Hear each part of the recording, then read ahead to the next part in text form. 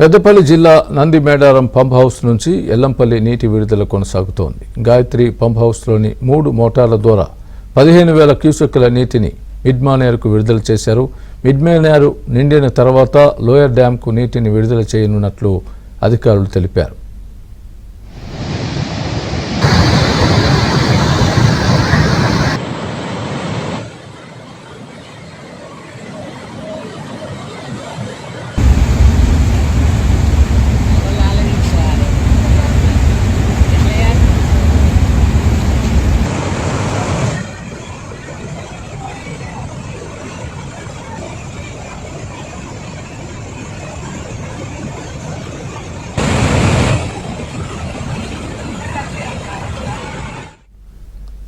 తర్వాత లోయర్ డ్యాంకు నీటిని విడుదల చేయనున్నట్లు అధికారులు తెలిపారు.